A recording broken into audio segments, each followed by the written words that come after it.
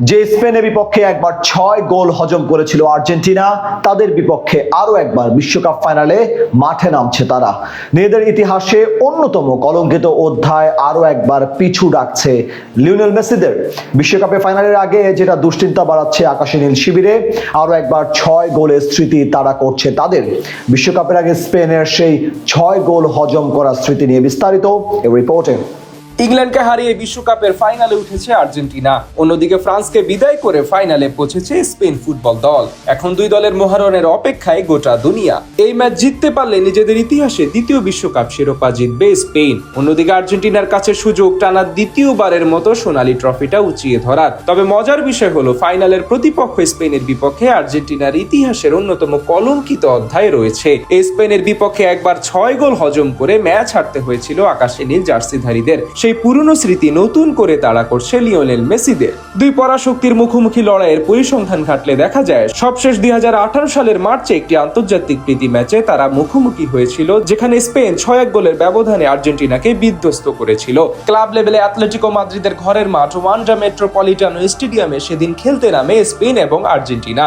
এর আগের মোকাবেলায় স্পেনকে 4-1 গোলে হারিয়েছে মেসির দল, আর ঘরের মাঠে আর্জেন্টিনাকে পেয়ে সেটারই শোধ নিয়েছিল লোপেতেগির দল। সেদিন ম্যাচের 12 মিনিটে প্রথম আর্জেন্টিনার রক্ষণ ভেদ করে বল জালে জড়ান স্প্যানিশ তারকা দিয়াগো কস্তা। 27 মিনিটে আবারও স্পেনের গোল, এবার অ্যাসেন্সিও গোল করান ইস্কোকে দিয়ে। 2 গোল খেয়ে যেন হুশ ফেরে আর্জেন্টিনার। 39 মিনিটে এবার বানেগার কর্নার থেকে হেডে গোল করে 1 গোল শোধ দেন আর্জেন্টিনার ডিফেন্ডার ওটামেন্ডি। 2-1 গোলে এগিয়ে থেকে বিরতিতে যায় স্পেন। বিরতি থেকেও ফিরে চলে স্পেনের আধিপত্য। 47 মিনিটে কস্তার বদলে ইয়াগো আসপাস মাঠে নামলে আরো ক্ষিপ্র হয়ে ওঠে স্প্যানিশরা। 52 মিনিটে সেই আসপাসের ক্রস থেকে আর্জেন্টিনার হতশ্রী ডিফেন্সকে ফাঁকি দিয়ে বল জালে জড়ান ইস্কো। এরপর আরো বেশি অপ্রতিরোধ্য হয়ে ওঠে স্প্যানিশরা। 73 মিনিটে ডে গিয়ারের দূরপাল্লার শট রুখে দিতে ব্যর্থ হন আর্জেন্টিনার ডিফেন্ডাররা। সেই সুযোগে দলের হয়ে 5ম গোল করেন ইয়াগো আসপাস। এর ঠিক 1 মিনিট পরে নিজের হ্যাটট্রিক পূরণ করেন ইস্কো। এবারও তার গোলে সহায়তা করেন ইয়াগো আসপাস। ম্যাচের বাকিটা সময় আর কোনো গোল না হলে 1-6 গোলের লজ্জার হার নিয়ে মাঠ ছাড়ে আর্জেন্টিনা। ঠিক আরো একবার বিশ্বকাপ ফাইনালে মুখোমুখি হচ্ছে এই দুই দল।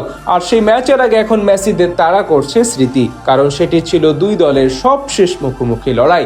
যদিও এখন দৃশ্যপট পাল্টেছে, বদলেছে অনেক কিছু। তখন লিওনেল স্কালোনি প্রধান কোচ ছিলেন না, তবে তিনি হোয়ে সাম্পাওলির কোচিং স্টাফের সদস্য ছিলেন। অন্যদিকে স্পেনের কোচ ছিলেন হুলেন লোপেতেগি, যিনি 2018 বিশ্বকাপ শুরুর ঠিক আগে নাটকীয়ভাবে দায়িত্ব ছেড়ে দেন। সব ধরনের প্রতিযোগিতা ও আন্তর্জাতিক প্রীতি ম্যাচে মিলিয়ে স্পেন ও আর্জেন্টিনা মোট 14 বার মুখোমুখি হয়েছে। সামগ্রিক পরিসংখ্যানে দুই দলই রয়েছে সমান অবস্থানে। আর্জেন্টিনা জিতেছে 6টি ম্যাচ, স্পেনও জিতেছে 6টি, আর বাকি 2টি ম্যাচে হয়েছে ড্র।